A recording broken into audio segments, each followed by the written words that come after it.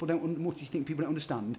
Honestly, there are rooms full of people all over the world right now that have got the answers. And if you're an alcoholic of my type and you get sober, I promise you this, your best days are ahead of you. No doubt about it. That's been my experience and the experience of lots of other people. And that's my promise to anybody who listens to this and wants to get well. Your best days are ahead of you.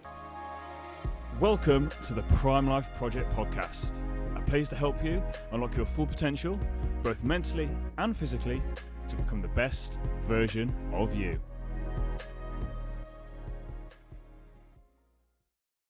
Welcome back to an episode of the Prime Life Project podcast, a place to help you both mentally and physically become the best version of yourself. I'm your host, Daniel James, and today we're going to be discussing something I've never actually discussed before, and I'm very, very, very excited to introduce my guest today, Mr. Jamie B. How are we? How are we doing? Yeah, good to be here. Thank you. So for me, I've never spoke about this topic that we're going to do before, and I know you run your own podcast, so you're used to talking about this. Yep. So can you just take my audience back a bit to basically explain who you are and why we're talking today? Yeah, absolutely. Yeah, so Jamie B, I suppose on this podcast, I'll introduce myself as a recovering or recovered alcoholic, and I'll get into that a little bit later because there's a bit of a dispute, if you like, over which is which, but we'll talk about that later. So yeah, I'm 45 years old, father of two, and for the last 8.5 years, I've lived a sober life. The reason I chose to live a sober life is because alcoholism literally took everything from me. 2013, I hit what I would call a serious rock bottom, and a rock bottom really is not necessarily about circumstance. It's not necessarily losing a job, losing your family or whatever. It's a feeling inside. So rock bottom for me was just a breaking point of I can't go forwards, I can't go backwards, I just don't know what to do. So the last 8 years I've busied myself helping other alcoholics, keeping myself clean and sober, and basically just trying to be a better person really, which is what it's mainly about, being the best version of yourself, which is a term I know you like to use. So in terms of who am I? Yeah, many things to many people really, but primarily I'm a recovering alcoholic, and I dedicate my life to keeping myself well and helping other people wherever I can through the fellowship of AA, through podcasts, through stuff I do on YouTube, and yeah, that's probably 70-80% of my life now. So yeah, and thank you for having me on, by the way. No, honestly, absolute pleasure. Like it's stuff like this where I don't think people really understand the impact of alcohol. So me myself, I don't drink. I've not drank since I was 20 years old, so I'm gonna have 13 years. I got really badly beaten up when I was drunk, okay. And I basically decided I didn't want to be able to control my body again. So that was my choice then, and since then I just haven't touched it. I've got no real interest in it. Yeah. So when I was listening to your story previously when you was on Mikey's podcast, I was absolutely fascinated to hear how openly and honestly you've sort of gone through that process, which I think is such an interesting thing to actually have that retrospect and look back and own everything. Yeah. I think that's one of the big things, and I've heard a lot about AA, mainly through Russell Brand and sort of how he talks about it and his version of it. Yeah. But I've never ever great book. It's it's a fantastic great book. book. Yeah. And I like how he's done all the support stuff around it as well. Exactly, that's something. But I've never spoken to anybody about it in person. This is why I love to have these conversations, because I think a lot of people tiptoe around alcoholism and alcoholics. Yeah. So today, like I said, we know here that the whole point of this episode today is basically to shed light on it, about kind of what alcoholism is, and basically how to help people going through it. And also help support people that are supporting people going through it as well, because it's both sides of the story that people don't really think about. Absolutely. It's massively misunderstood. The illness itself, and I've come to understand it as an illness, and I'm going to talk about the illness, the components of the illness, what it is that we're actually up against. Let's break down some preconceived ideas, and particularly for the people who are living with an alcoholic, who love an alcoholic, who are, if an alcoholic touches another person's life, more often than not, the repercussions are awful. However, armed with the facts, not just about the best ways to get help, but armed with the facts about the alcoholic, how the mental illness manifests itself, how it lends itself very well to chaotic drinking. Just to understand some of that stuff can really help.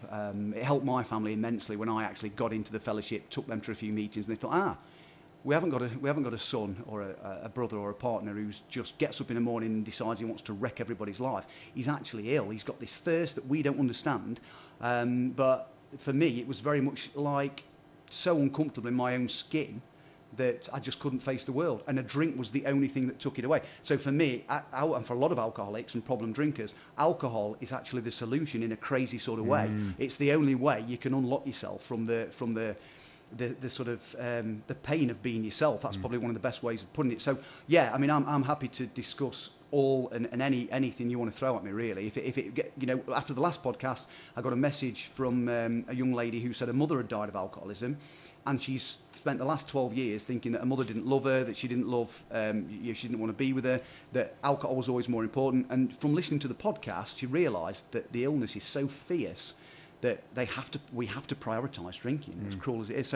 So yeah, if we can get one or two people going out, I understand this a bit better now, and it helps. And we've set out to, we've achieved what we set out to do, really, haven't we? And that's the thing for me. It's the awareness in life, not just about alcohol and alcoholism, but just awareness of things in life. Like, there's a lot of ignorance around the topic, and like I said, one that the last guest had on, we talked about racism and stuff to do with that, and it's just a whole thing. People don't like to talk about it, and people just kind of like just pretend it's not there, put it in a box. But it's a lot different between it being a thing and a person. So let's go back to your story just briefly. I want to go back a little bit. Can you just explain to my audience about rock bottom? So people, because again, people may not know about alcoholism or have never experienced an alcoholic in their life, apart from what they see in movies or TV shows like EastEnders. So can you sort of give my audience, paint a picture for me about what your life was like? I remember the story about when you got on an airplane, and it's literally, it sounds like you made it up, but you didn't. So can you sort of explain what your life was actually like? You mentioned about the chaos and stuff. Can you sort of just paint a picture for my audience about what you were like at your worst? Yeah, well, I mean, the first thing is that for many people, alcoholism creeps up on you very, very slowly. And more often than not, other people will tell you you've got a problem, or they'll be discussing your problem well before you even realise you've got one, because there's a massive delusion. A lot of people use the word denial. Denial is when you really know something's going off, but you refuse to accept it. Delusion is when you are absolutely, insane, and the unacceptable becomes acceptable, and you don't realise how far you've gone. You're completely deluded. So for me, my drinking had always been a little bit abnormal. I'd always liked to drink more than anybody else, push the party on a little bit further. It gets to Sunday night, everyone else is going home, Jamie's looking for the next party. So it was evident that there was something in me that didn't want to go back to normal, and that's a key point. So whereas most people want to, they've had a drink, they've had a good time, but they just want to get back to normal. Normal was no good for me, and that's what alcoholics experience. They want to push the feeling on. Getting back to normal is a bad thing. So what started to happen is I was staying out later. I wasn't going home to my wife and children, just did not want to get sober, and it got harder and harder and harder to actually sober up. It got really difficult to stop drinking, and I suppose that started in my mid-20s. I was 36 when it got to the point where it was absolutely unbearable. But I mean, the way that it manifested itself starts off in time off work, missing family events, just not being your best generally, and life becoming an uphill struggle because the alcohol's just in the way all the time. Towards the end, it was literally, I used to just check out. So I would just lock the house up, lock myself in the house and just drink. And I was aiming for oblivion. So it went well beyond, I just want to drink to feel good. It went straight past that and straight into, I just want oblivion. Life has become so unbearable. So the more you lose, the less you've got to live for, the less you've got to fight for, the more you drink, the more oblivion becomes attractive. And a consequence of that is all sorts of horrible, heartbreaking, sometimes hilarious and bizarre situations that you find yourself in. Difficult to summarise, really. Trying to think what's going to make the most sense. I think it's like a self-fulfilling prophecy, isn't it? Almost like you're drinking to escape this Correct. life, which wasn't necessarily so bad. You got it. But then the more you're drinking, the more your life does get worse. Yeah. Which then forces you to then drink more to escape this life that you have then created yourself. Yeah. But you can't see the link between what you're doing and what it's actually creating. Yeah, well, the insanity for me, I mean, we talk about insanity, and a lot of people think, insanity, that's, when I'm drunk, I'm insane. The insanity isn't actually necessarily when you're drunk. The insanity is prior to that. The most insane thing an alcoholic like me will do is stone cold sober, and that's picking up a drink, knowing the effects that it has. So all the miles that I've done as a drinking alcoholic, all the disasters, all the failures, all the broken hearts, all the things that blew up in my face, the insanity part is this. Jamie, you'll be all right to take a drink. It won't go wrong like it did last time. The craving to drink is so powerful that it kicks logic out the way. And I went through this whole thing of thinking, I know what I'm doing is not right, but it's just a phase. You'll be all right. You'll get through this. You know, everyone else is screaming, stop, stop, stop. Something bad's going to happen. And in my mind, it was like, no, I'll get through this. I'll be okay. That's the delusion side of it, because obviously it's getting worse and worse and worse, and it always gets worse. It never gets better. So yeah, it's an insanity in itself, but a self-fulfilling prophecy. Yeah, absolutely. So I'm completely terrified that my life's going to fall apart, that I'm going to lose a job, I'm going to lose that relationship, but the more I drink, the more that starts to manifest itself. And each time I bubble to the surface from alcohol, look around and think, God, this is just too hard to bear. Let's drink again and go back down. So in the end, it's exactly that. It's a self-fulfilling prophecy. And it's hell. Two things there I want to pick up on. My first question is, how old were your kids when you were at your worst? When I was at my worst, roughly ages. Jack was 10, my daughter was 5.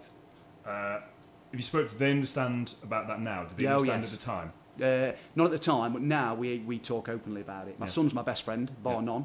We spend loads of time together, do jiu-jitsu together. He asks me all the time about alcoholism, about AA, about how I am now. He's got a real keen interest and thirst for knowledge around it, and he really understands it, and we talk about it all the time. My daughter, again, she will ask me, what would happen, Dad, if you ever drank again? And so I've opened up and I've spoke to her about it, and they're both, of an age now where they get it and they understand, and they know that I'm ill.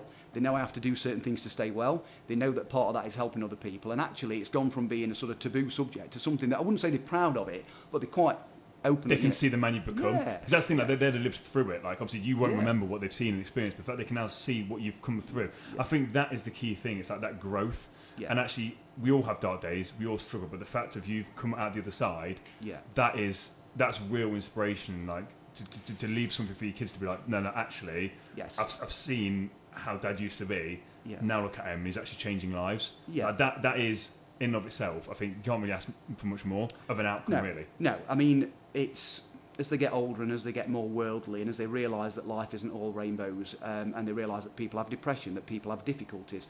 And I think they sort of understand now that, I went through something that wasn't very nice, it had an impact on them. I'm very fortunate, by the way, that my children were affected and it did do a lot of damage, but it could have been a lot worse. It could have gone on a lot longer. There could have been a lot more damage. And when I say fortunate, I mean that it was more luck than judgment that I got into AA when I did, that I got well when I did, and I got around some incredible people. I know a lot of people that unfortunately, has never got that second chance to rebuild the relationship with the children. That's heartbreaking. But in most cases, let me say this, in most cases, I have seen men and women come into the fellowship absolutely broken, with nothing. All ties with family and friends are severed, and within a short space of time I've seen them people get back on the feet, rebuild friendships, rebuild family ties, rebuild careers. More often than not, that is what happens after a length of sobriety. People get their life back, they really do, and it's a lot. It can be a lot quicker than people think. But there has been the odd occasion, which is why I class myself as fortunate, where I have seen people that's been 25 years sober and still the children don't speak to them because they can't get over or forgive for the damage that's done. Which is understandable, isn't it? Like, it's completely understandable. Yeah. It's just, for me, I think, like I said, it is like fortunate that was the case for you. And I think it's really interesting when, we're going to talk about this in a second, where I think, not just when it comes to alcoholism, but in general, when people are at their worst, that is when you see people dig to a place they've never dug before, and amazing things happen. So I know me, and the trajectory of my life was when I was depressed. If you look at the time scale of when my life went up the most, like a stock market, it was almost like vertical. Yeah. Like when I realised, what on earth have I done here? I need to sort my life out. The trajectory was very, very quick. And I think, like you said there, like when you go from someone that's not in their own mind to taking that substance away, to them working on themselves, to repairing the damage, the change can be very, very drastic and like quite powerful as well. Well, you talked on your podcast about calm seas making bad sailors. So, you have done any research?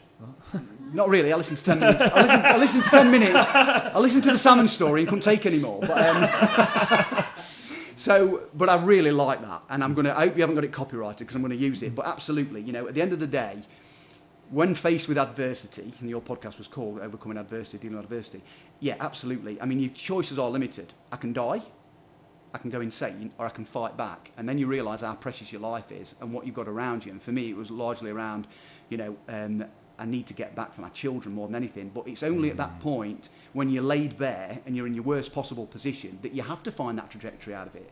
And without the substance, without the painkiller, without that sort of bubble I was in, when that's taken away and all you've got is your raw emotions. And I remember what I said about alcohol being the solution. So when I drank, it helped me to do a multitude of things. It took away fear, which my life is shot through with fear. It took away the selfishness. I was all of a sudden be able to be a nice person, and it was my solution. So all the stress, all the anger, all the fear, it helped with that. So once that was gone, and my nerve endings were completely raw, and I can no longer put anything between me, and there I am. There's just me, and I've got to deal with it, and with the aid of other people. So that is when you really find out. That's when you find that strength. That's when you can't, like I say, if I've got calm seas, everything's great. Like I often joke in AA, it's easy to work a 12-step program when life's wonderful. Everyone you meet is fine. There's no adversity. There's no stress at work. There's no interpersonal relationship problems. It's when things are difficult. It's almost an obvious thing to say. When things are difficult, that you become that sailor. You become a better person. But I didn't really have a choice. Once alcohol's got your arms so far up your back, you're in agony, and it's got a gun to you. Well, what are you going to do? So although it's an achievement to come back from something like this, what are you going to do? Are you going to die? Are you just going to roll over and die, or are you going to fight your way back? And you'll know if you've suffered with depression, it's character building. The stories that you've got to tell and the things that you know that are useful. When you're on your podcast, you're talking about things that have hurt you, things that have affected you. If life's been fantastic all the time, then what have you achieved? We've all had to face adversity. So what you're saying is exactly right. When I was face down in the gutter, that's when you find yourself, isn't it? That's when, there's nowhere else to go. There's something I say to people, like, for me, it's like, you're not broken, you don't need fixing. You need to find yourself, forgive yourself, and love yourself. I think it's that finding yourself is a key thing. If you don't know who you are, like when you hit rock bottom and you're faced with yourself, you will then find out. You will find out. And that's the thing where, especially when it comes to men talking about mental health and stuff like that, people say that it's weakness and all that stuff. To actually face yourself is the hardest thing ever. Like, I'd rather take 10 rounds of Mike Tyson, because it's like, at least, you kind of know what you're coming up against. I'm going to get my ass handed to me here. But when you're doing the work on yourself, you don't know what's there, and the whole point is you've suppressed it for so long. It's like you're facing this monster, and it's like the more you unpick it, the more it's there. It's like it's there in your face. And imagine having to face yourself, Dan, when you don't know who you are. So it's not like I've got to face myself, but I know who I am, and I'm comfortable with myself. And I know when a lot of alcoholics will say, "I didn't like the person that was in the mirror," and I completely get that. When the person looking back at you, you don't know them, you don't understand them. But finding yourself is very, very, very painful. One of the parts of the process for me was realising about my character defects, understanding that I was full of self, a very selfish person, full of fear, very angry. But the selfishness is the primary thing with alcoholics. And I don't mean drunk, because we act very selfishly when we're drunk, but sober. It was all about me, about what I can get out of life. I had no empathy. I was unable to put myself in other people's position. And it's hard to find out that, because I've been drinking all the time, I had this weird perception of who I was and what I was, and alcohol was bolstering. Imagine doing that for 15 years when all you've done is drink, and you're so far off the radar, so far off the path of where you should be. And all of a sudden you've got someone pointing out to you, well, make a list of all the people that you've hurt, make a list of all the things you've done wrong, make a list of all your fears, make a list of all your resentments, and you go through it and you go, God, I'm actually a really bad person. I'm not a nice person. I've not lived my life in the right way, and that is very, very difficult and painful. But there's got to be some pain. There has to be some pain. Without pain is the touchstone to all growth. So I had to do some hard miles, realising that I wasn't the person that I thought I was. I didn't have all this confidence that alcohol gave me.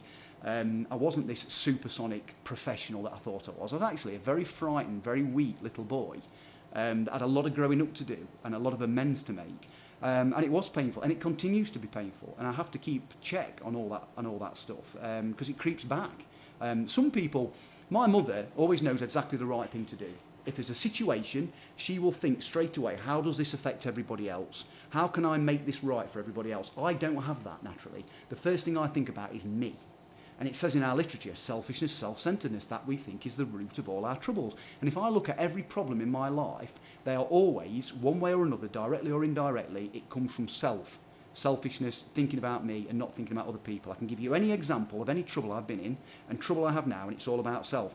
Breaking away from that and thinking, right, here's a situation, what's the best for everybody, is very, very difficult. And that's what I've had to learn, to try and be a decent person.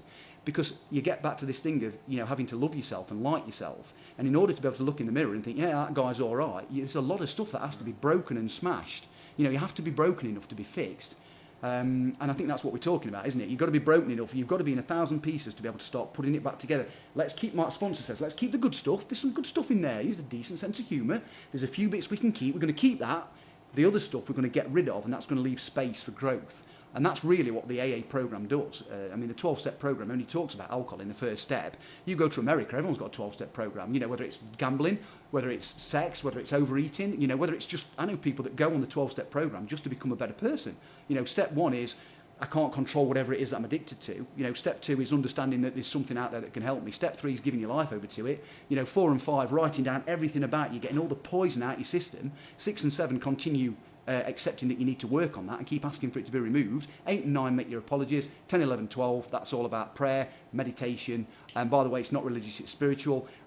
Basically connecting, plugging into the universe on a daily basis and asking for help. And then step 12 is what we're doing now. It's helping other people, carrying the message. If you can repeatedly do that over and over again, particularly the helping people bit, that's critical. You've got to give it to keep it. So yeah, everybody can benefit from this. But it's people like me that are so broken and so locked in self that need something like that to snap them out of it. So I have to live and breathe that on a daily basis, or regardless of what I know, how long I've been sober, how many podcasts I do, how much I talk as an authority on this subject, I'll be an expert, but I'll be a pissed expert. Because, paradoxically, knowledge doesn't help me. I can tell you all about alcoholism, I could talk about it for days, but the problem is, Dan, is if I stop helping people, I stop going to meetings, I stop doing inventories and looking at myself and trying to be better, I'll be drunk again. Because I'll start to hate myself again. And the Jamie that drank will drink again. That person has to be dead and gone, otherwise he creeps back into my life. So that's one way of summarising it, really. Mate, I say this quite a lot, and I've not said it for a while, I don't think. I said it last night on the radio. That was one of those parts where I wish I wasn't hosting this podcast, because I want to stop, pause it and go back, because you said absolute nuggets there, especially when it comes to the spirituality side of things. There was absolute nuggets there. And again, not just talking about alcoholism, just life. Yes. And that's the thing for me that I don't think I really truly understood about the Alcoholics Anonymous process. Is the principles for life. Principles, that's what they are. Principles for life. Each step has a principle. It's not about alcoholics. And I go with Russell Brand's book and stuff like that. That's but right. It's not about alcohol. It's about you as a person. Yeah. And whether you're struggling with alcohol, sex, drugs, actually to go through a 12-step program, it will help you be a better individual. Because also, if I'm learning about spirituality, and that's my big thing, spirituality, the laws of the universe. Yes. You have to create space for something to move into. Yeah. There's all of these laws, the law of growth. Yeah. Again, there's all of these things. There's so many laws there that actually, once you understand, will make you be a better human being. Yeah. And I think one of the biggest things you hit on there as well, talk about stuff when it comes to mental health and depression, once you've had and struggled with it, you will always struggle with it. It's just like the weather. Like, especially in the UK, you get yourself ready, sunny day today, and you get yourself ready for barbecue, go inside, come outside 2 minutes later, and it starts pissing down. Like, you've always got to be on your toes, just be like, right, what can I do to make sure that I'm staying dry and not put myself in a situation that's going to trigger me? So for me, I know sleep. If I have 2 bad nights sleep in a row, I'm very, very aware that my mental health could take a dip. Very aware. So I try to make sure I do everything in my power to make sure that doesn't happen. So that's where the knowledge will help you. So that's where knowledge is good. So it's good for me to know what's wrong with me. It's good for me to know what might trigger me. But the knowledge itself, so you have to take action. So in your example, if it's sleep, you need more sleep. If there's environments that you don't like being in because you know they can send you down a certain path, you have to be prepared and you have to deal with that. So for me, if I'm feeling angry, if I'm feeling resentful, there are things I need to do. Meditation is one, we talked about it earlier. Reaching out to another alcoholic or anybody that might need help. Because the biggest problem is that if you're locked in self, you can't dig yourself out of insanity with the same brain that put you there.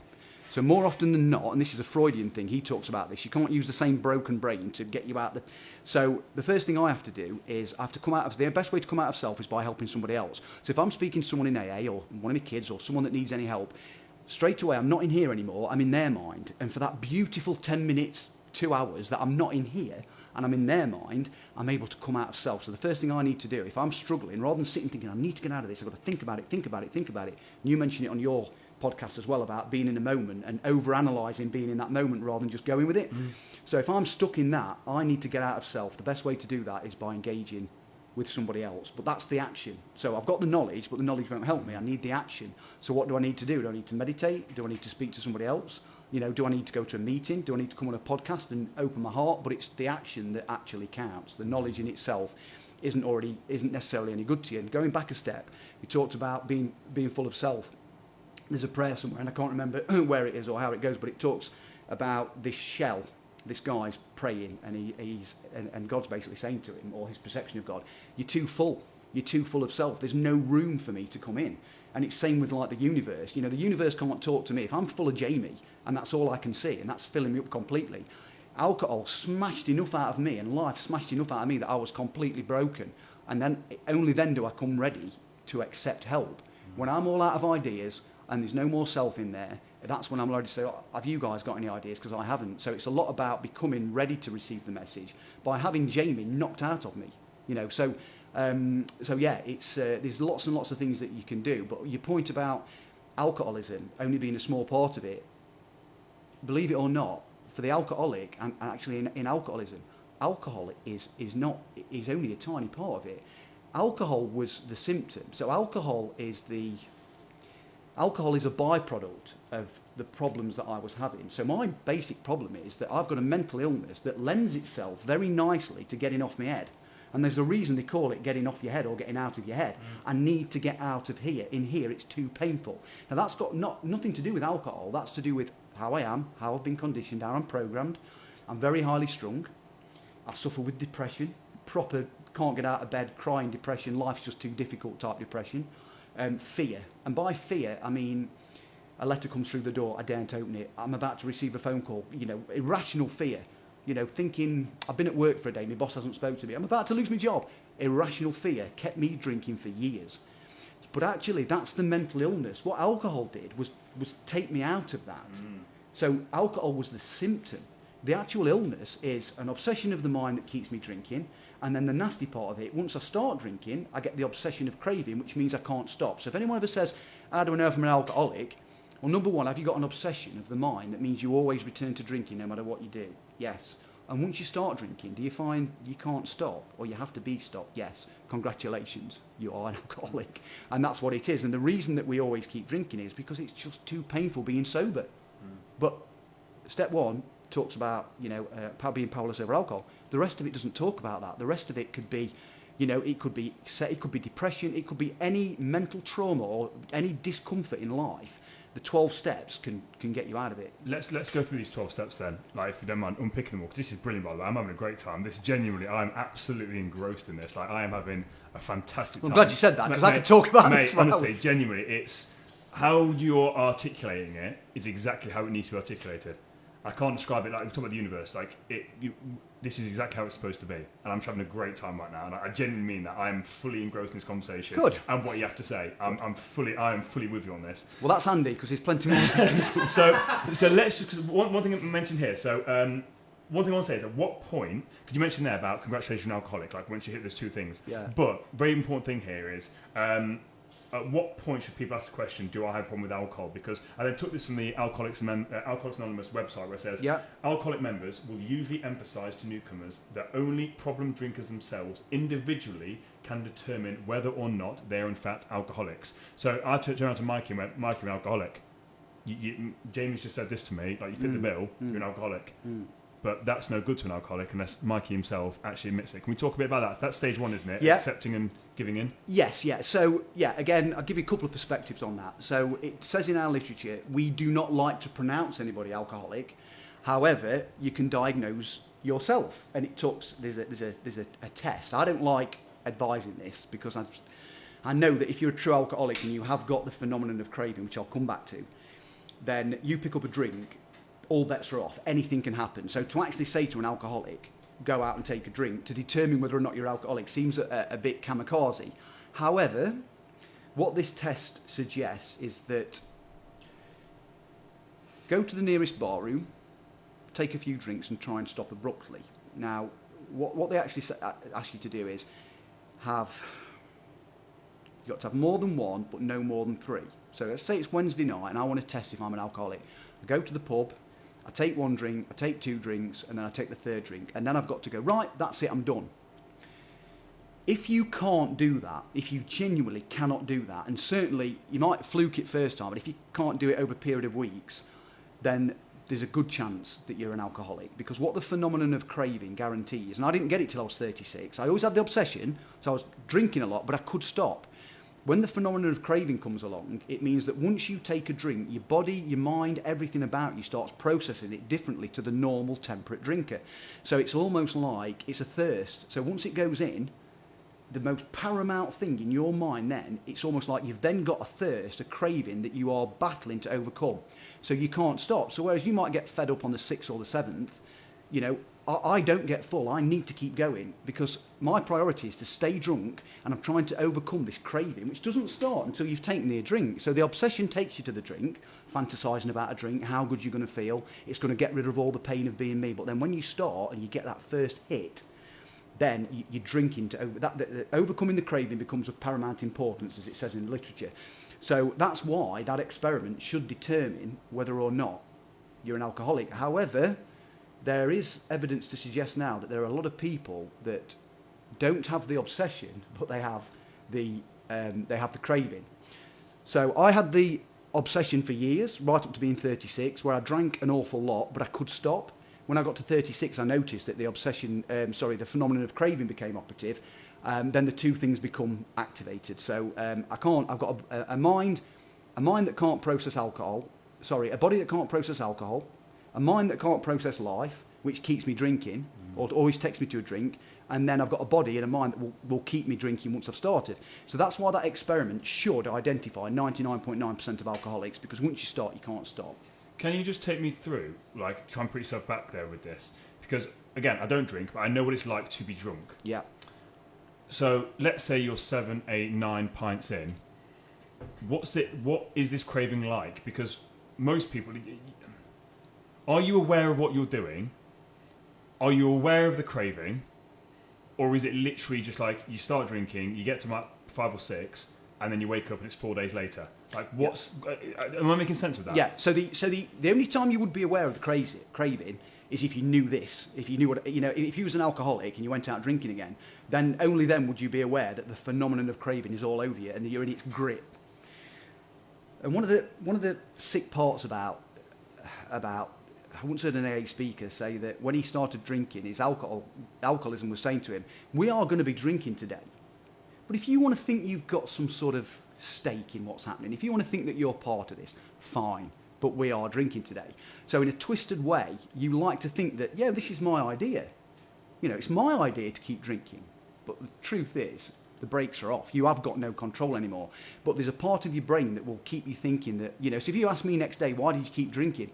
Oh, well, I had the second drink and then Phil came in and I've not seen Phil for a while and we had a game of pool, so he bought me a drink, so I had another drink. And then I noticed that, Man U was on the telly, so I thought I might as well have another one. So I'll give you this completely plausible story that said, oh, it's my idea to keep drinking. It was just a bad day to do the experiment. I could have stopped if I wanted to.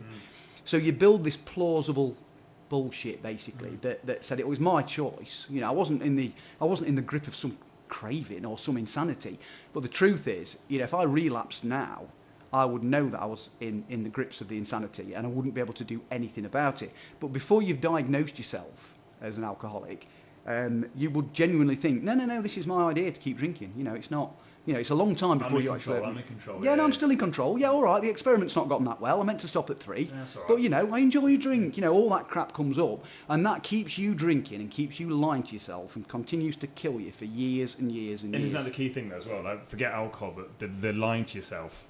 Yeah, that's just a toxic thing. Forget alcohol, drugs, but just that perpetual lying to yourself. Yeah. It's one thing to lie to somebody else. When you're lying to yourself, that's when that relationship with self and your self-image is completely destroyed, because if you can't trust yourself, that's a very bad place to be. It's a hard thing to accept, isn't it? It's a hard thing to... And now imagine if you broke your leg now and you was in inconceivable agony and I'd got some morphine and I give you the morphine, and you don't just go from being mentally in a mess and physically in a mess and in excruciating pain, you go from that to a state of euphoria. Chances are you're going to want more morphine. Now that is, as an alcoholic, that was the sort of pain I was in, sober, and each time I took a drink, it catapulted me into not just feeling a bit better, but feeling wonderful. Alcohol does far more for the alcoholic than it does for a normal drinker. So a normal drinker might have a few drinks and it gets rid of care and boredom, and what's the old language say, that we experience kindness, frivolity, but that's for the normal drinker. For me, it just catapults me into the ninth dimension, and I feel incredible. Now, I didn't know alcohol was doing that for me.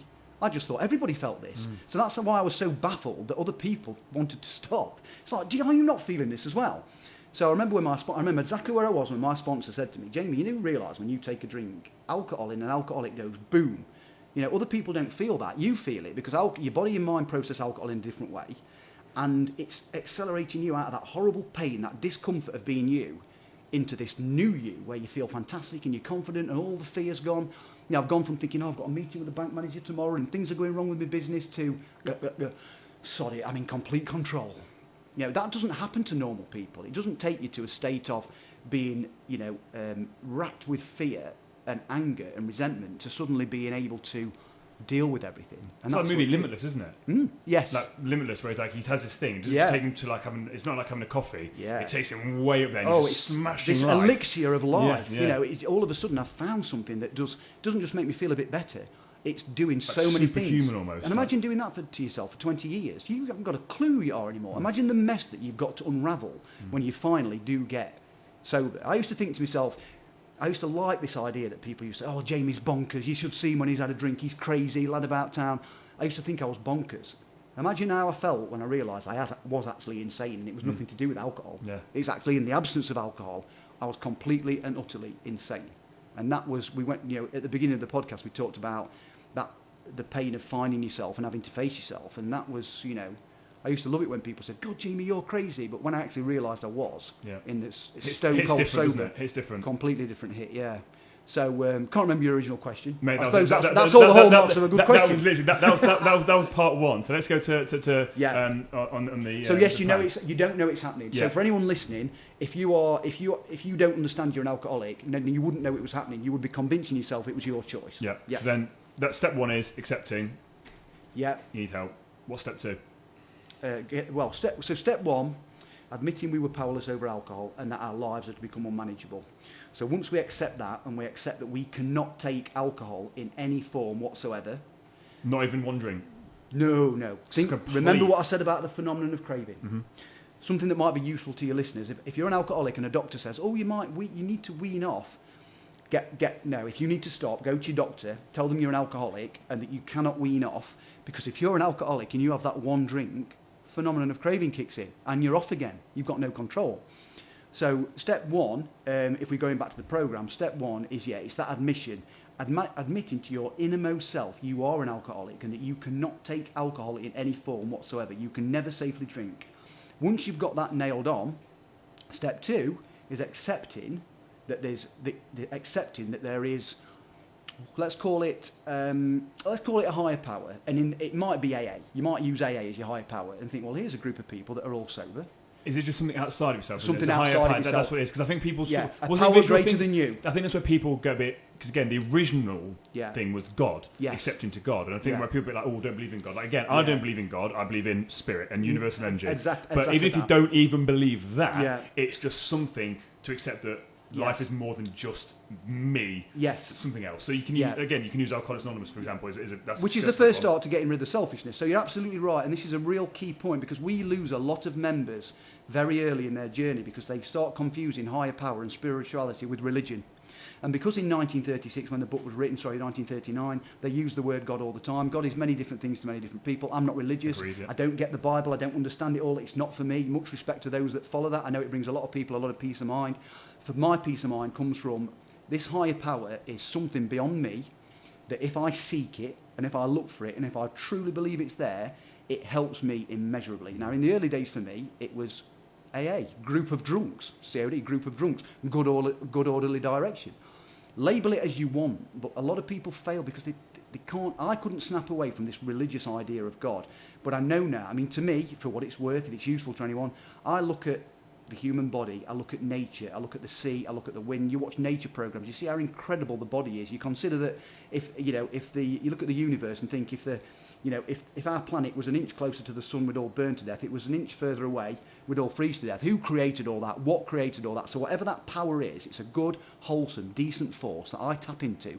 That's my higher power. Other people have other things. Some people believe in good and evil. Some people will say that AA, here's a group of people that couldn't stop drinking for 10 minutes, yet some of them have been sober 25 years. What is that power that's keeping them sober? There's a power in the rooms. There's a power of togetherness. So step 2 really is accepting that there's something there that can keep me sober and starting to seek it outside of yourself. A very wise man said to me, all you need to know is that there is a higher power and it's not you. Now, that can take on whatever form you want, but it's a bit like a speaker called Clancy calls it the invisible boat. He says, you're drowning in the water, and then these old timers in AA come across. He says, you can't see the boat, you can just see them rowing. Get in the boat. What boat? I can't see a boat. Just get in the boat. You get in the boat, you start rowing, and the boat becomes, you start to see the boat. The boat becomes real. And that's a little bit like AA. You get into AA, you're not sure what spirituality is, you're not sure what your higher power is, you don't know what these steps mean, but you just start doing them because you want to get well. And all of a sudden it starts to make sense. Yep. So you're actually taking a whole series of actions, going through thoughts and feelings that you don't really understand, don't even subscribe to at this point in time. You just take the action. You're dying. Yeah. You're dying. You've run out of ideas. It's like whatever. Who am I to question your higher power or God or AA? Here's a group of surrender. people. Just give it, let me have it. I think this is the thing when it comes to this power. Surrender's a great, that's step 1. One of the principles is surrender. I think the biggest thing for me when it comes to this spirituality and this spirit, this universal energy, my thing is gravity. People talk about gravity. You have got no concept that gravity exists. No. It's like, can't see it. No. Go step off a building. Yeah. It's there. Yeah. And the same with this. Like, just surrender. Just accept it's there. Abide by the laws. And you get the response. It's like, it's all, the universe is governed by laws. Yeah. You just have to, the laws of gravity, whether you believe it or not, if you test it, you're going to find out. So just accept that the laws are there, abide by the laws, you're going to be absolutely fine. That's kind of what that is. Like, there's laws, there's other things outside yourself, kind of abide by them. What's step 3? So step 3, once we've worked out that this power is there, we start to understand. So step 2 came to believe there's a power greater than myself that could restore me to sanity.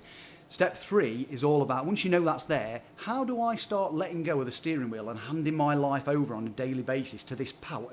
A lot of people struggle with this step, and actually it was once I'd done step 4 and 5, then I started to understand step 3 better. I sort of went through the motions of step 3, but this idea that I'm not driving, so if I look at my career, for instance, when I hit rock bottom, left a trail of destruction behind me, my career was completely shattered, I wanted my old job back. I wanted my big fancy job back. My higher power had other ideas. It basically gave me a job doing that, then a job doing that, and how can I explain it? My higher power gave me what I needed and what I was capable of handling at the time I was capable of handling it. And when I look back, I can think, I know why I didn't get that job now. I know why that interview didn't go as I planned. What I wanted and what I needed were two different things. Absolutely. So I want to accelerate and get me big fancy job back. My higher power's going, no. You can make decisions if you want, but I'll decide the outcome. So the decision is mine. So the outcome of my higher power's decision is, no, you're going to start with a job that's cleaning car parts. You're going to get some humility back. You're going to learn to take instruction from somebody else. And you're going to do that for 2 years until I deem it fit that you move on to the next stage. So then the next stage was a slightly better job, a little bit more responsibility. So each step, my higher power was guiding me through. I didn't know this. I thought, my higher power's plans are rubbish. I want to get back to doing this. But actually, my higher power was giving me what I needed, not what I wanted. So I have to accept now that all the stuff that happens in my life, there's a reason for it, which helps immensely with the fear. When you realise that there's a force greater than you that's actually driving towards something and helping you. And you can sort of lean into it a bit more. When you've got that trust there, it's a bit like, okay, I feel this thing. I'm a bit uncomfortable with it, but I trust you. Let's go with it. It gives you a lot more acceptance, and a lot of the time you understand it retrospectively. You look back and think, I can see now why I met that person, or I can see now why that relationship or that particular thing didn't work out, because thank God my higher power's driving and I'm not. But it's hard in the moment, isn't it? This thing for me, like when I look at depression, depression is the best thing that's ever happened to me. Like, it helped me be the person I am. And to say that, people are like, what do you mean? I was like, worst time of my life. Same as alcoholism for me, yeah. Best thing that happened to me, though. Yeah. It's allowed me to do what I'm doing now. And I was talking to Katie about this the other day, and I think actually Katie brought up it's something I thought about, but she put it out there into the universe, about a lot of stuff's happened to me in my life recently. I've had to then take a step back to then be propelled forward again. Yeah. And I think that's one of the biggest things when it comes to life in the universe. Like the analogy is like climbing a mountain. Like you just want to climb this mountain straight up. But the universe is like, no, you can't go that way. You kind of go backwards a little bit to find this safer passage. Yeah. And you can get really frustrated when that path you want to go down is blocked. But the universe knows, no. Yeah. That's dangerous. Let's just go this way. Yeah. And it's when you can actually see it in retrospect and in hindsight, it's happened throughout everyone's life. The problem is we don't go back and actually analyse it. Because when you analyse it, you can be like, wow, this would have been catastrophic for me if I'd done this or stayed in this relationship or done this and that. You don't know what junction you're at. No. You don't know which way. And that's why it's so reassuring to have this higher power. There are times on a really good spiritual hair day that I can just be in the moment and accept whatever's happening. There's other times where I'm a bit like you were saying, thinking my instinct is telling me to go straight to the top of the mountain and this rock means I can't, I've got to go around it. And thinking, oh well, it's probably for the greater good. I'm sure I'll understand later. And then there's other times where I think, no, this is not my higher power's will. Something's gone wrong with the universe. I need to drive forward. But there's a very quick story that will helped me understand this immensely. Helped me understand step 3 immensely.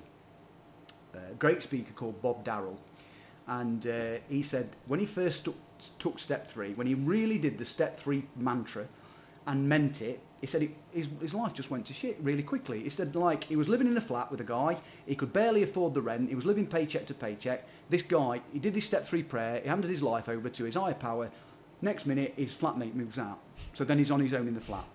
His girlfriend leaves him, so he's broken-hearted, and he loses his job.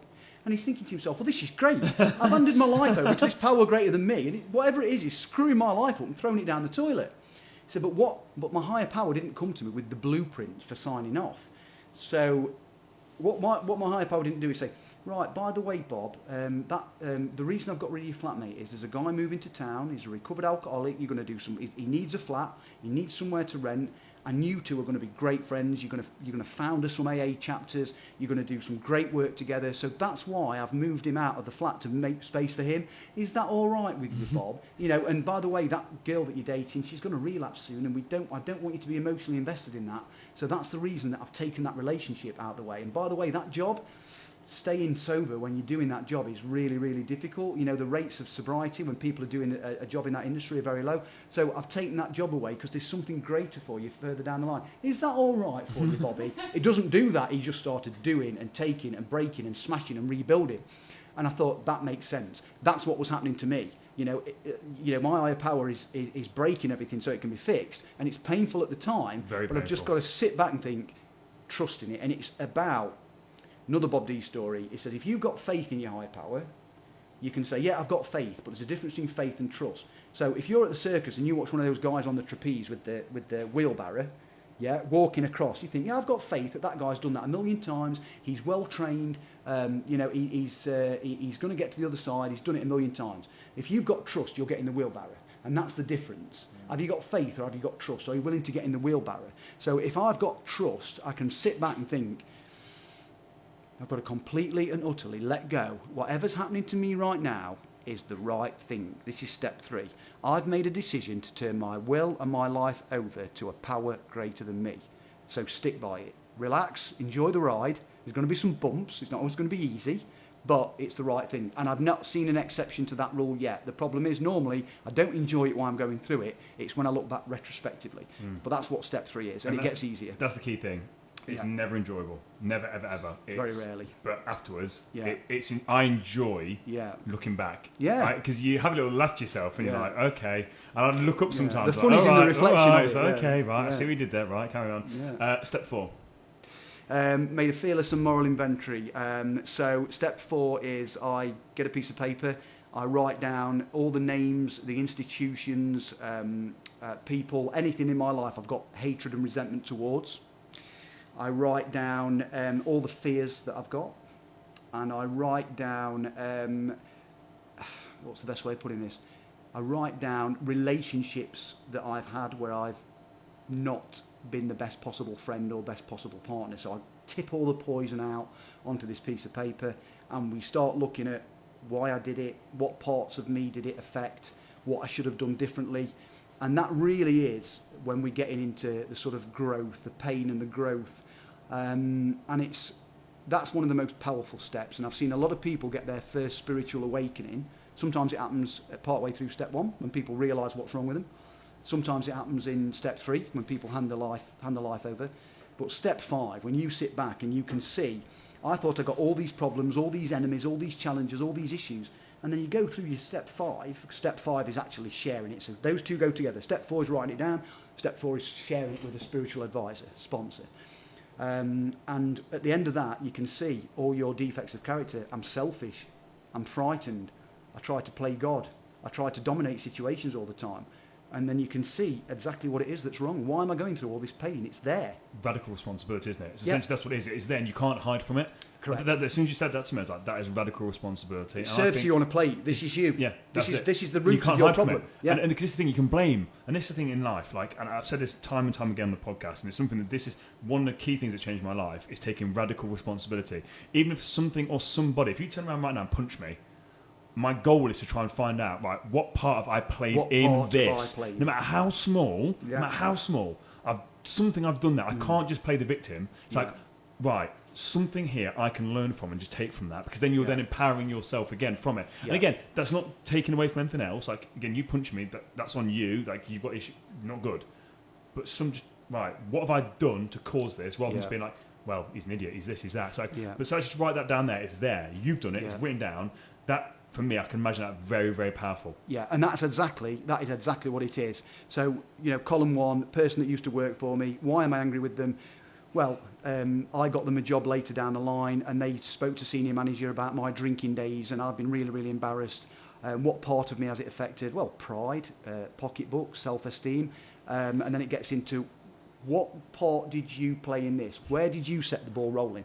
And actually, so a good sponsor will say, well, hang on a minute, this is a person that loved you, respected you, had a lot of time for you, covered for you, helped you out when you were drunk, did all these wonderful things for you, completely broke her heart. Now you've got this whole plan to try and ruin her life. You've got all this hatred. And, for some reason, she decided to tell someone else. Maybe she needed to talk to her about it. And you sit back and you go from hatred to thinking, wow, my God, I need to apologise. I need to make it up to that person. So, and then you've got 40 situations like that are absolutely burning your soul, and all of a sudden a good sponsor goes, right, it's you, and then you go from all this bad feeling and hatred to actually thinking, I need to apologise to these people. Hang on a minute, that's a later step, we'll get to that. The first bit is for you to actually recognise. So if can I say, how do you sit with that? How do you sit with that? Because that's... Well, you don't, not for long. Yeah, I was going to say, how do you overcome that? Because my point of that is, if you've got that, that's not a nice place to be, where it's there and you realise, wow, yes, like, I've had such anger. Yeah.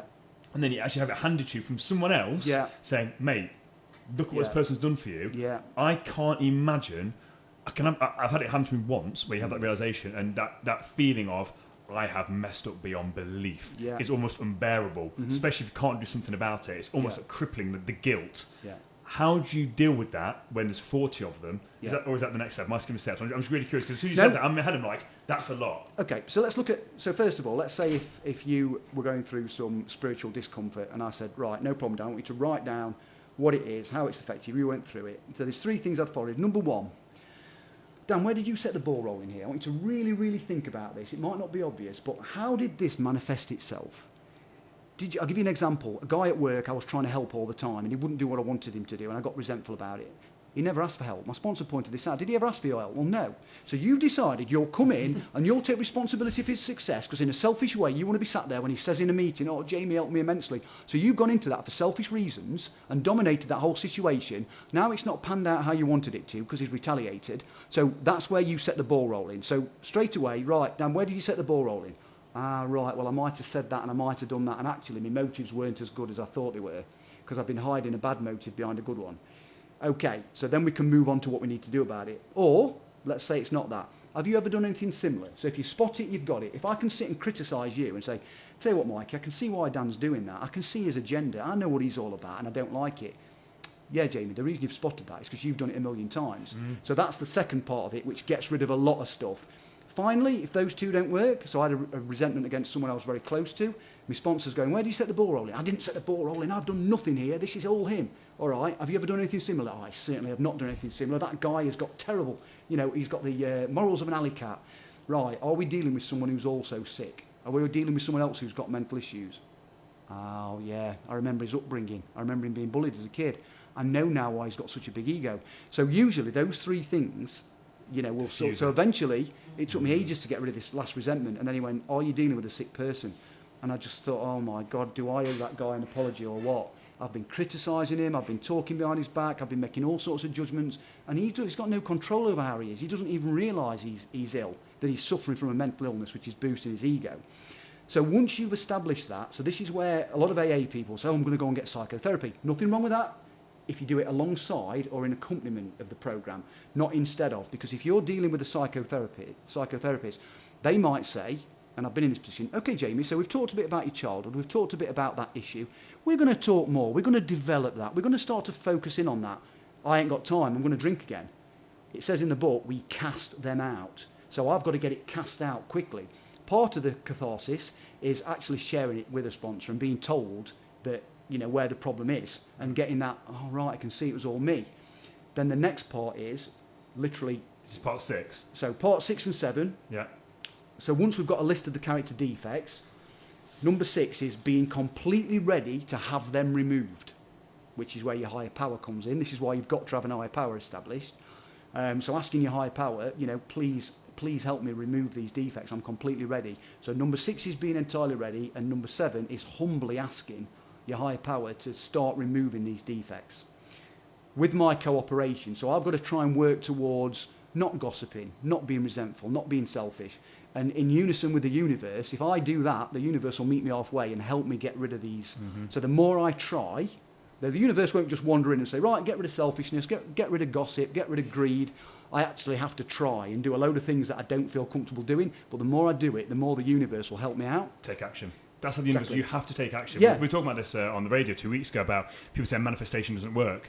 And then that was on air. We didn't have time to go into it. Then afterwards, I had a conversation. I said, what do you mean it doesn't work? And he went, well, people don't think it works because they just think you just sit there and pray for this thing to happen or meditate on it and manifest and it's going to happen. It's like, that's not how it works. You've got to take action. Yeah. So I completely agree. Yeah. Like when it comes to manifestation or anything like this, like you have to do at least 50% of the work for the universe to come back. Yeah. And it has to, because all the universe is doing is reflecting on you, what you're putting out. So you can't do 40%, because then 40 plus 40 is 80. Yeah. So it's got to be at least 50, but the more you put in, the more the universe, and the quicker the universe is going to give back to you. And a light bulb moment for me was, so I was doing lots and lots of meditation and prayer, my form of prayer, which is talking to my power. It's saying, please remove gossip, please remove this, please remove that. Bear in mind, I've done step 5. I can see now clearly what my problems are.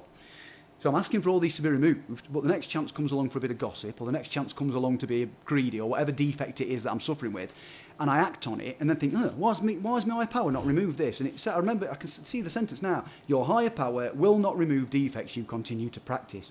You've got to meet halfway. So I've got to make the effort to, it's not like suddenly something changed inside me, and I no longer want to be selfish. I've got to almost go through wanting to be selfish and do the opposite. Yeah, and then it starts to get removed by practicing, the right behaviours. And even catching it halfway through. So you start to be like, oh, Mikey, have you heard about okay. Even that then, that's a step forward. Yeah, that's right. When we talk about clients and food, again, replacing alcohol with food, it's like, you could be 10 pieces in. Cool. Well, then, rather than ordering the 11th, if you stop at 10, cool. Yeah. Yeah. Awesome. Then next that'll work. That might work with food, unless phenomenon of craving. I'm not replacing alcoholism. I meant in the sense of the gossips, replacing gossip with pizza. Yes. You can reset. I'm not for a second saying you do the alcohol thing. No. So that's 6, 7. That's 6 and 7. 8. Made a list of all people we harmed and became willing to make amends to them all, except when to do. Became willing to make amends to them all, and then step 9. So it's another step that couples in with the next one, which is. Made direct amends wherever possible, apart from when to do so would injure them or others. So let's say, for instance, not a bad example, but you have had an affair with a married woman and you've caused all sorts of emotional problems. The husband doesn't know. Is it the right thing to do to all of a sudden go and tell him? So you can't go and bare your soul to everybody. So you speak to your sponsor and say, is it right to make this amends? And your sponsor might say, no, you're willing to do it, but to actually do it might cause problems. So if you've been padding your expense account at work for 3 years, but you don't do that anymore, and you're willing to make amends or put the money back, is it a good idea to go and tell your boss you've been doing it and get the sack, and then you can't support your family? So little considerations, a little like proviso there, but basically, what you could do then with that money is give it to charity, for example. So you do something positive. Like, is there something else? Funny thing with money, if you do something else with it, exactly that. Yeah, good example. So, but in principle, I write down everybody that I've harmed and become willing to make amends. And number 9, I start that process of picking the phone up, writing a letter, whatever it is, and say, look, Dan, a few years ago, I said this, I did this, this was my reasons for doing it. I'm now sober, I want to become a better person, and you've got you on my list of people I need to say sorry to, so I'm here to say sorry. And what can I do to make it right? Is there anything I can do to make it right? So that is a good example of what an amends would look like. So how because this, I imagine this is probably one of the hardest things, where you're in a better place now. Hopefully you've gone through these. Yeah. You're in a better place, and you've understood how much. So I know how much I've hurt you. Like I can feel it. Like it's hurting my soul how much I've hurt you. I then reach out to you, and you say, "Dan, go fuck yourself." Yeah. What do you then do? No problem, because you've done exactly what the steps ask you to do. You've kept your side of the street clean. You've done the bit, so you're completely willing, and you've directly made amends. If that person turns around, and this happened to my sponsor, and says, "Well, yeah, fair enough, but I still think you're a tosser," that's fine. But bearing in mind that by this point, you're now at step 9, you're a lot more spiritual, a lot more forgiving, a lot more accepting. So it wouldn't have the same impact as it would if you try. This is why the steps are in an order. I'll play devil's advocate here. So people listening to this, do you know what I mean? It's like I'm playing devil's advocate there, because I understand this, because at the end of the day, you can't force anyone to think anything. And again, if you're going to this conversation to be like, again, it goes back to one of the earlier steps. I'm only calling Jamie up just so he's, do you know what I mean? So I can feel better about myself. Yeah. Wrong intention. Wrong motive. Yeah, exactly. So the intention is, I'm just doing this. Yeah. That's it. That's right. What will be. That's the motive. So if the motive is, and I fell into this trap, I'm going to start making amends. And every time someone says, "Oh, Jamie, it's just great to see you well," and I get a hit off it, what does any self-respecting alcoholic or addict do? Oh, I'm getting a hit off that. So what I'll do is I'll start doing it. And my sponsor pulled me up massively. He says, "Why are you running around doing?" I'd made an apology to my mother-in-law, and I got such a hit off it. I started ringing everyone saying sorry, and he gave me a right bollocking. He says, "What are you doing, running around doing step 9 when you've not even done step 3? Apologising everybody. It's selfish. You're doing it selfishly. You know, you are making yourself feel better at someone else's expense." Just one of the ways that I learned that the steps need to be in order. There's only one step you can do out of sequence, and that's step 12. From the moment you enter AA and become sober, you can start helping other people. Everything else has to be done in order. And that's a great example of why it has to be. You've hit the nail on the head. Ringing me up, "Jamie, I just want to say sorry." So you know, if I turn around and say, "Look, Dan, I don't care, I still think you're a dick," you could still put the phone on thinking, "Cool. That's fine." Yeah. And you know what? You're probably right. Yeah. You're a lot more comfortable with yourself at that point. Yeah, absolutely. Because it's like, you don't know me now, but that's what you think. Yeah. You're entitled to think that. Not everyone's going to like me. Okay, move on. Yeah. Step 10. Step 10. So, bear in mind, so step 5, imagine you've got a big garden full of weeds and trees and all sorts of problems, and you're hacking it down, you're dragging all the weeds out. Best way to describe, so once that garden's all nice and clean, all your resentments are gone, your fears, your sexual conduct, everything's nice and neat and in order, that starts to grow back, that garden does, every now and again. So we need a way to spiritually trim the garden. So step 10, promptly continue to take personal inventory, with step 5. So continue to watch yourself, continue to look out for fear, selfishness, greed, anger, continue to do all those things. And when they appear, promptly deal with them. So if I do something selfish, or I do something that's not in alignment with the spiritual program, and it gives me an uncomfortable feeling, I have to act on it straight away. So let's say I've been engaging with Mikey in some gossip. It's made me feel spiritually a bit sick. I know I shouldn't be doing that. I go onto my little spiritual app. What's the discomfort? I've been gossiping. I feel bad about it. Okay, tell me a bit about it. Right, what should you have done instead? Send it to my sponsor. He rings me. We have a bit of a chat about it. I decide I need to apologise to Mikey because I shouldn't have dragged him into it, and possibly apologise to the person I've been gossiping about. Either way, deal with it. Get rid of it, and quickly move on. So rather than keep letting these resentments and fears and everything grow back, I literally weed the garden as I go along.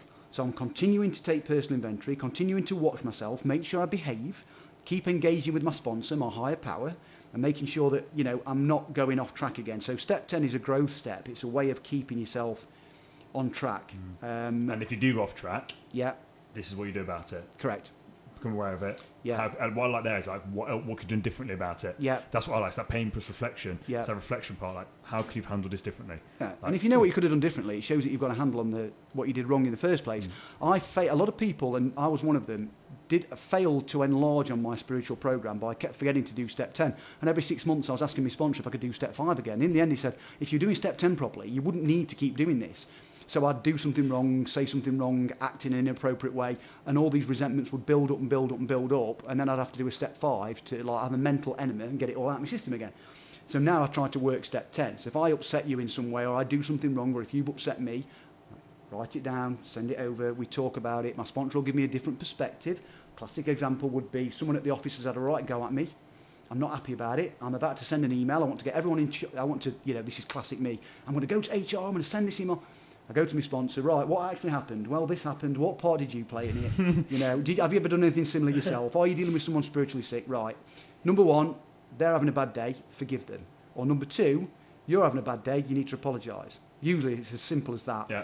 Make the apology, get back to feeling spiritually well again. I've steadied the boat and I can move on with my life. You start collecting 10 or 15 of them a day, it's not be long before I'd be drinking again. So that's step 10. It's a growth step, growth and maintenance, really. Love that. I love the garden analogy you used there as well. Absolutely brilliant. Yeah. Number 11. I can't claim that. By the way, anything I say, any analogy I use, any story I tell that makes any sense whatsoever, I have nicked it from somebody else. None of this is my original work. But the point is, though, you've got it to pass it on, and the person that gave it to you is there to pass it on. Well, stories and analogies and metaphors are great for Absolutely. stuff like that. Yeah. Like, it's only every now and again, like the Mario one was come out with stuff. Something I love analogies. Like, I just come out with them. Like, I love analogies. It's how I learn things, and it's like, that makes perfect sense to me. Yeah. And for me, if you can come up with analogies and understand analogies, you understand this content. Yeah, it's been vital to my recovery. I mean, I would have never got step 3, I don't think, if it hadn't been for Bob D talking about those 3 situations that God was breaking his life up. So that's step 10, and then step 11 is we continue through prayer, meditation, to improve our conscious contact with the universe or your higher power. Really, it's a lot about meditation and alone time. It's written somewhere that all men's problems come from an inability to be still. 100% agree. To just be still. Concentrate on your breathing. Push the thoughts out of your mind and just get plugged into this power. And just become aware of the thoughts. For me, for meditation, just gain awareness of what's going on inside there, because you suppress it for so long. And that's the thing for me. I think now, more than ever, this is more important. Obviously, Alcoholics Anonymous and these 12 principles were done years ago. Social media nowadays, it's so easy to just not be by yourself. Because right now, just me in this room, I can go on the PlayStation, I can go on my phone. I'm still avoiding being with myself. I don't truly know myself. I don't believe you can truly know yourself until you consciously, regularly sit with yourself in silence and understand what's actually going on in here. Because that's, again, for me, where you just, again, can really take inventory and just see thoughts for just thoughts. You don't have to act on them. They're just thoughts. They are what they are. They come and go. It's fine. Yeah. And then once you get past that initial stage, that's when I then relax a bit, because the thoughts come up. That's when I can relax and then plug into that download. Sometimes it's easier than others. Sometimes you can have a good meditation. I mean, they always say no meditation is a bad meditation, and I get that. What I found, difficult to put into words this one, after a sustained period of just doing 5 or 10 minutes in the morning, and all I did, by the way, and this is another preconceived idea, meditation is not witchcraft, voodoo magic or alchemy. It's very simple and very practical. Like the steps are very simple and very practical. This idea of being alone with self, concentrating on your breathing, slowing everything down. The thoughts are like trains at the station. You haven't got to get on every one. You just observe. Observe them going past, and just, I can't really put it into words, but after a sustained period of it, I just felt a lot closer to who I was, a lot closer to this force of nature, the universe, and just the way it manifested itself was I was a lot calmer. I was a lot more, I wasn't burning up loads of energy, revving the engine, thinking, right, what do I need to do next? I need to do this, I've got to drive this situation, I've got to, it helped me really exercise step 3, which is to sit back and think, Jamie, you can have a bit of input here and a little bit over there, but you're not driving this thing. Just relax, and interestingly, if I stop doing it for a period of time, that angst starts to build up, and all the defects come back. 100%. It's not an easy thing to do, though, is it, Dan? It's not easy to do. Like, as an alcoholic or an addict, classic thing for me is the more I do something, the more I like something, the more I get a hit off something, the more I want to do it. Paradoxically, meditation makes me feel great, but because I don't get the hit that it's like chasing the dragon, isn't it? There's a great friend of mine called Scarlett who was on the very, very early episodes of the podcast, and she really, really helped me with meditation by just saying, have no expectation when you go to meditate. Great call. And I was like, wow, because I was just like, I've got to feel this way, I've got to feel this way. I'm going to meditate to feel better. Yeah. And when I didn't feel better, I could beat myself up, I've done it wrong. But John's like, I'm just meditating to meditate. It's just what I do. Yeah. Like, if I feel good afterwards, awesome. If I feel the same, awesome. But I'm just going to meditate. Yeah. No you might feel good 3 days down the line. That's the thing about it. It's like, as an alcoholic, I'm used to doing something and getting an instant hit. Yeah. So it's very difficult when you take on board a spiritual program to realise that you can do a series of things, take a series of thoughts, actions, and it might be later down the line you get the benefit of that. That's no good to me. I want to see the benefits of what I'm doing straight away. That's a hard adjustment for me. But I know now, like you say, no expectations. And it's over a steady period of time. More meditation, and eventually things start to correct themselves. And the earlier steps. Yes. Trusting. Yeah. Just trusting the universe. Yeah. Final step.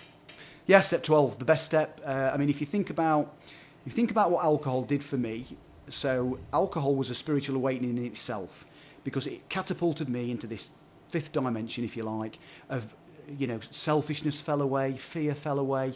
I also became this wonderful spiritual person. Drink did that for me. So if you imagine that the program replaces alcohol or replaces the drug by becoming a healthy and sustainable way of feeling better. So when I used to drink vodka towards the end, when I was looking for oblivion, that sweet spot where you're just about to pass out, the sweet spot for me now, the real hit, is in helping other people. So you're helping somebody, you're talking to them about alcoholism, you're taking them through the steps, and you see the lights coming on. Yeah? You see all of a sudden these people start thinking, oh my God, there's some hope here. So I actually can stop drinking, and not just that, I can stop drinking and feel good. When you see the lights come on for people, that's the hit, that's step 12. Helping other people, you've got to keep it away. So having had a spiritual awakening as the result, not a result, as the result of working the steps, we basically carried the message to other people and tried to exercise these principles in all our affairs. So turning up to meetings and trying to be helpful, picking someone up and taking them to a meeting, talking to them about the program. But really the true work is taking someone else through the program, sitting with the book and taking them through the program and helping them understand how if they work these steps into their life, they too can have this sobriety, and not a painful sobriety, a good, healthy sobriety where you not only can you not drink, but you don't want to drink. Alcohol's the last thing you want because you've got something else now. You've got this wonderful, sustainable, healthy power flowing into your life. So carrying the message, step 12, and my experience is, and it's my experience, not my opinion, which is really important, my experience is that people who work step 12 whenever possible have a really good sobriety, and they enjoy long-term sobriety. Step 12, bone of contention in A, step 12 for me is not a bolt-on, it's not an optional extra, it's just as imperative and important as all the other steps. So helping other people is, in whatever form that takes, however it manifests itself, is absolutely critical. So I'm sponsoring one person at the moment. Ideally, if I could sponsor 2 people and take them through the book, 3 or 4 hours a week of reading, activity, doing the exercises. If I can be taking a couple of people through, that's the sweet spot. Plus, I host a meeting on a Friday night. I'm involved in 2 or 3 other meetings. It's all service. Helping AA to continue to function and grow. Helping newcomers get on board with the steps. That's step 12. That's what it is, really. Mate, I've had, honestly, such an amazing hour and 12 minutes with you. Hour and 12 minutes. 12 minutes, 12 great. minutes. Yeah, honestly, spot on. I'm honestly, I've genuinely had the most fun I've had in a podcast for a long time talking about this subject, because it's, for me, and the reason why this is because I know so many people needed to hear that, and the way that you were articulating it encapsulated me so much that I know other people can be drawn in, and that's why I was enjoying it, like I said there about the service. Well, that's the motive here, isn't it? Yeah, if we can get 2 or 3 people and they go, oh, that's... Not even talking, just one. Yeah. Because if you can just save one person, because you are essentially saving someone's life. But again, not just their life, their kid's life, or their partner's life, whatever it is, it affects, it's that ripple effect. And that's why I've had so much fun here, because it just flows effortlessly out of you. And it's amazing to see the person that you become. I didn't know you before, but the person that you are Probably now... for the best, Dan. But the person that you are now, honestly, for me, you can never undo the past. You can't. The past is the past. You can't do anything about that. But the trajectory that you're going on now, and the message that you're putting out there, and how you articulate and encompass all of these points is incredible. And I truly mean that, like Thank genuinely inspirational. I don't think I've ever truly sat opposite someone that inspires me more. Gets me quite emotional. You're not doing my humility genuinely this though, it's because it's for the greater good. It's not about you, and it's not about me. No, true. And so that's Mikey on the podcast, not about us. This isn't. And that's the thing with this. This is what's got me. This is it's about the greater good for other people. Yes. That's what's got me about this. Yeah. It's incredible. One final thing you want to say to people that are listening to this, Yep. that potentially are unsure if they're an alcoholic, they're a bit on the. Some of these points have really resonated with me. Yeah. What advice would you give them? Okay, so now this is it's a tricky one. We're finishing on a tricky one because when I was on the helpline, people would ring up and say, my brother apparently is an alcoholic, he's drinking all the time, I cannot stop him from drinking, what do I do? The very difficult news we have to deliver is that usually it's when that person, I can't educate someone on what to say to get off the phone and stop their brother, mother, boyfriend, whoever it's son drinking. That person has to get to a point. Now, if you're getting to a point where alcohol's costing you more than money, let's use that. So it's causing problems in your relationship, it's causing problems at work, you don't feel good about yourself, and you vaguely sense that alcohol's damaging your life. You know, get on the AA website, find a meeting, go along, you don't have to do anything, you can sit, you can listen, look for some identification, look for the similarities, not the differences, listen to other people's stories, talk to some people about their experience. Go and find out, go and understand more, go and listen, but primarily listen to other people, and you might be able to diagnose yourself. You might hear a story and think, I'm doing that, I'm in denial. You might hear somebody share and think, God, I never knew that anybody else felt like that. And it might give you enough identification to think, I want this thing as well. I want what these people have got. But you'll know yourself, if alcohol's costing you more than money, particularly if it's doing damage to your relationships, if other people are saying to you, you need to stop drinking, that's probably a good sign. You don't have to go to your rock bottom. You don't have to lose everything. You don't have to do what I do and walk the streets begging for money for more alcohol. You don't have to go that far. There's stuff you can do prior to that. So, and there's lots of information out there. There's some great stuff on YouTube, some great speakers. The AA helpline's absolutely brilliant. So yeah, do something about it. You don't have to go right to the bottom on the elevator. You can press a button and get off early if you want to.